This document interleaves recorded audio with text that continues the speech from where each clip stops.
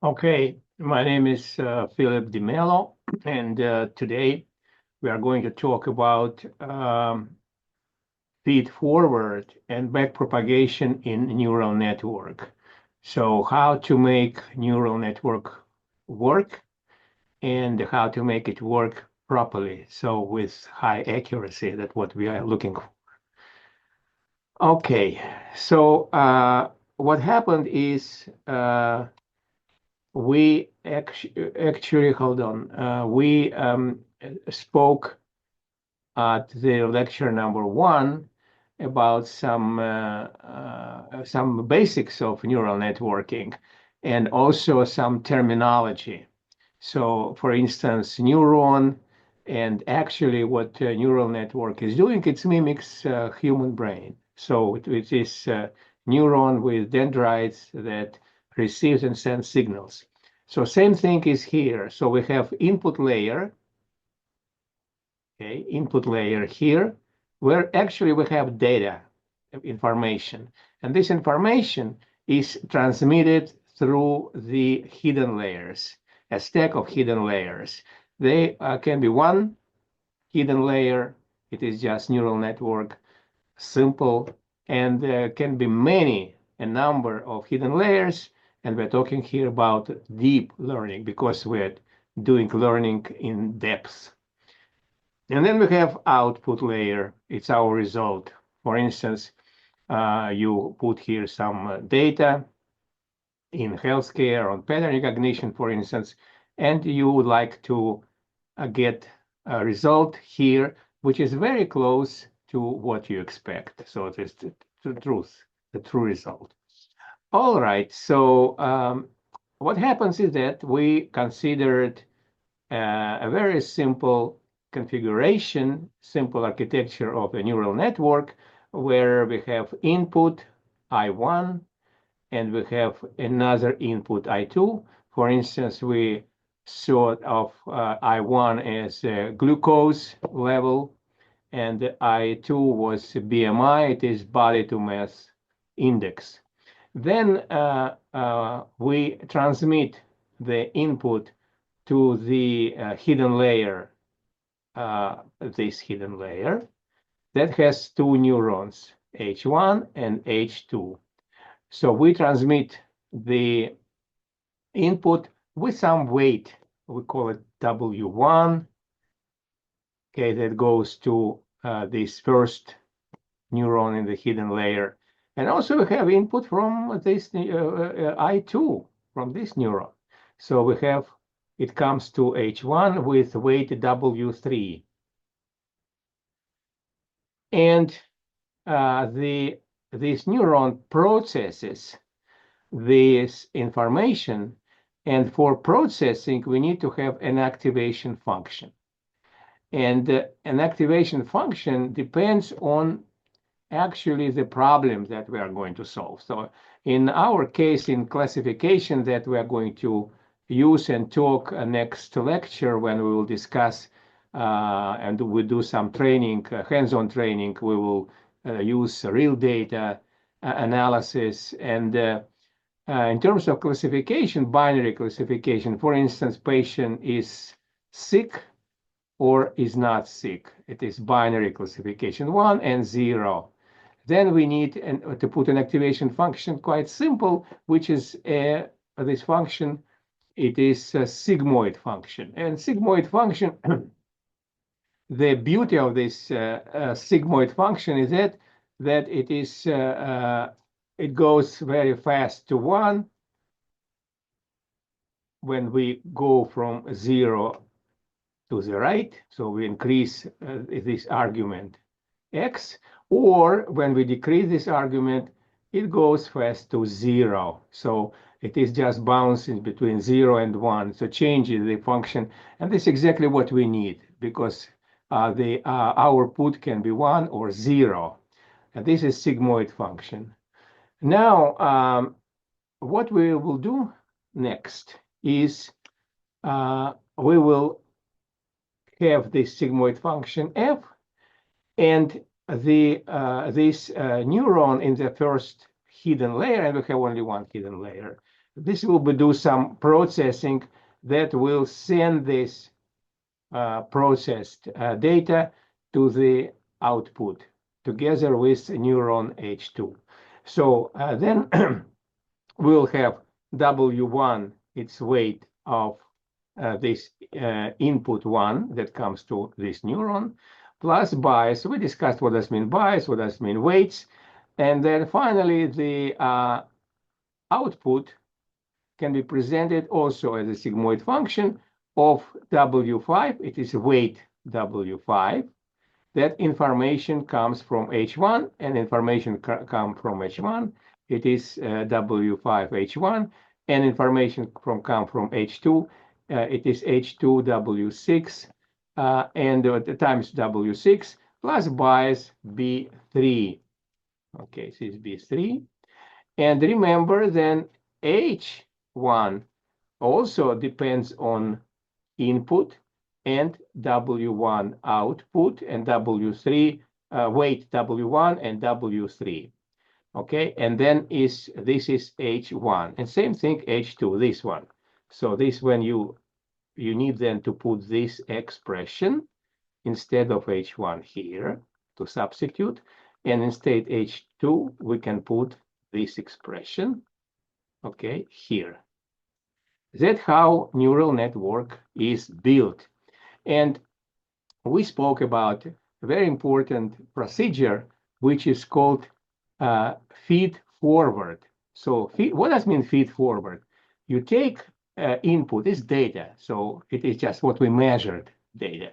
For example, glucose here, we had 146. And BMI, we had 34 here. Okay. Now, we do not know the weights. Okay, so we take them randomly. And we took them, let's say W1 is 1, this one also 1, 1, 1, 1, 1, and bias is 0. It is our just guess, first guess. And we found, we calculated, this is a feed forward, we calculated output. Okay. And you see that all these weights are 1 and bias is 0. We calculated feed forward the output, and we will see now what happens. We have here how we calculate. We need to put this 146 glucose in this as an argument. W1 is 1, so we don't need to put it, and 34 is our BMI. And we do some calculation. We did this. We can do standardization or normalization because this number will be very, very small. Okay, that is also is a good idea. So when you calculate, H2 will be the same, and then its output will be 0.82. This is feed forward. So when we just guessed, it is our first guess that all weights are 1 and bias is 0, and we have output 0.82. And you remember that true value was 1, so person had diabetes, and we calculated 0.82. We call this predicted value, as you remember for the first lecture, predicted value, and it's pretty close to true value. So it's pretty close to true value because true value is 1. So person has diabetes. Okay, so this is 0.82. And we didn't say anything about how we can further improve, but we were very lucky that because our first guess gave us quite good approximation, it was our luck. But we do not guarantee that when you put any other example, it will give you the same luck. It can be discrepancy will be high. So it was very inaccurate method if you do just feed forward. So we need to do another procedure, which is called backward, and it calculates, updates our weights and biases. That's what I would like to discuss with you today. And as you remember, in a lecture first, what we did to do the back propagation, we need to minimize we need to minimize this function, which is called loss. It is the difference squared of function. It is true value. It is 0 or 1. And predicted value would be this one. This is predicted value will be. So this will be this one. This one. These are predicted. This output, it is predicted value. So it is quite complicated function because it has many parameters. Okay? And these many parameters are here. We have W1, W2, W3, W4, 5, 6, B1, B2, B3. And now we need to update them. And that is exactly what we are going to do when we do backpropagation. We update the first guess. So because first guess can be quite wrong. How we do that? We use this gradient method. Okay, so instead of W, let's say 1, we put W1, our loss. And this is actually this first derivative of loss over W1. Same thing we do for other parameters, okay? Like bias, for example, B1 will be B1 minus this first derivative of the loss function over B. And actually, we are quite pleased, and we are quite also lucky that the function that we are going to look at, it is actually parabola, because yt minus y predicted squared, it is parabola.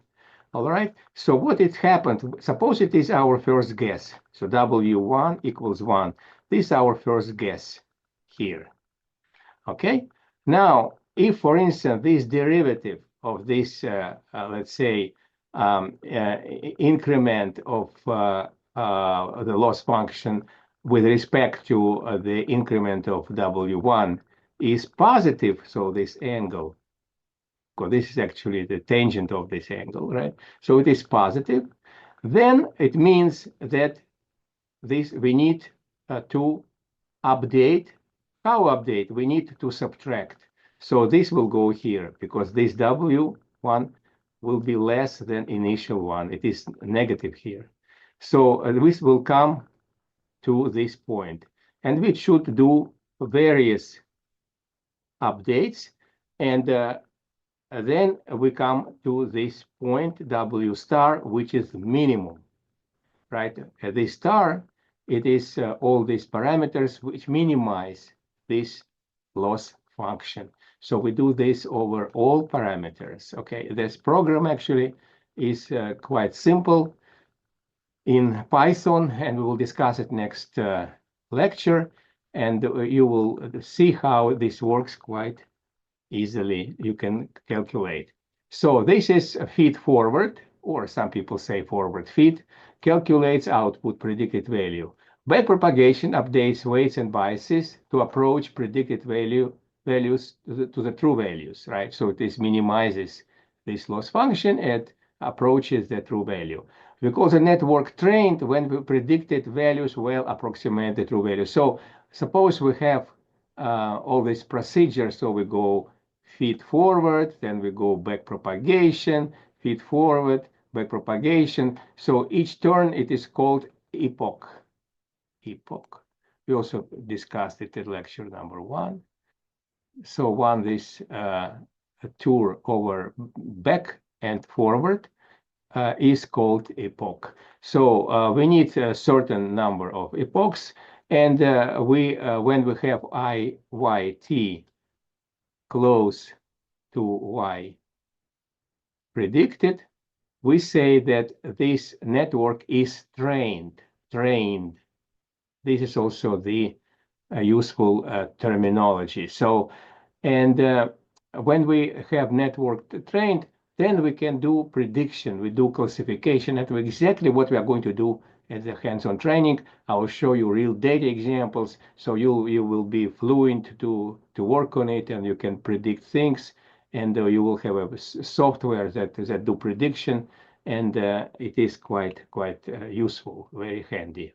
So now let's see these two neurons in our example. We have glucose 146 as an input to the first hidden layer. We have only one hidden layer, BMI 34. Okay, and this person has diabetes. And we predicted quite well because feed forward gives 0.82, which also gives you some kind of idea that the person is not diabetes free. So then it is when we do this backpropagation, it is very interesting. We have one. Actually, it is 0.99998, which is perfect, wonderful approximation. And I just put here one. So it is actually after backpropagation, we have this this number which close to one. So this is trained, this neural network, although it consists only with two neurons. What about if we have person is free of diabetes? He is a healthy person. We have glucose 146, BMI we have 34, and when we do feed forward, we have also the same thing as here. We have 0.82 because we get same weights. Weights equal 1 and bias equal 0. You get 0.82, which is a very bad approximation. So you say that this person is healthy with it actually was healthy with diabetes 0. Actually, you predict it is 1, so he is sick. But when you do backpropagation, it gives you this number, which is very good. It is hundreds of a percent of mistake, so error. So you approximate with 0. So it's very good, a good thing, and that we have a very good approximation. One thing I would like to tell you something. Okay, so what you have to do also, as you remember lecture 1, we spoke about standardization or normalization. What is important? Okay, so suppose in this case everything is fine. So we have f, it is our sigmoid function, or any function can be. Then it is w1 is 1, okay, as a first approximation we said. And here is 146, okay, plus W2 is also 1, 34. Now, and we got very good results. Imagine now that instead of a BMI, you use another parameter. There is a parameter, for example, the thickness of skin thickness, and this can be, for instance, 0.5 instead of 34.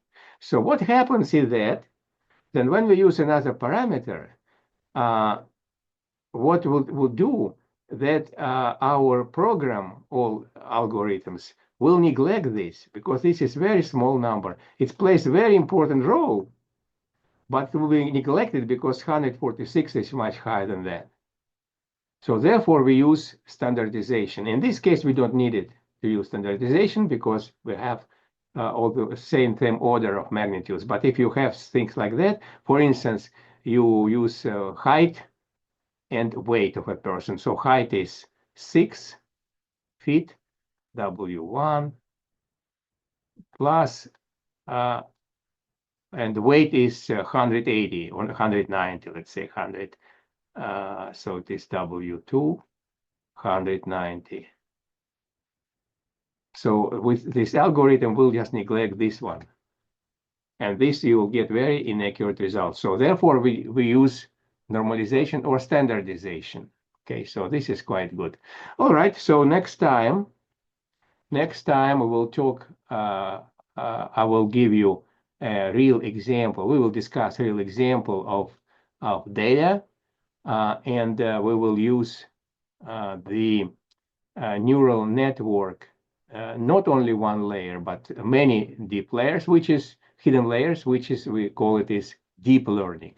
And we will discuss how we can improve the accuracy of the network, how we should train it, and so you will be familiar with this procedure, and you won't be afraid of any kind of data and working with data using deep learning, which is a very important procedure. As you know, that all artificial intelligence is based on deep learning, actually.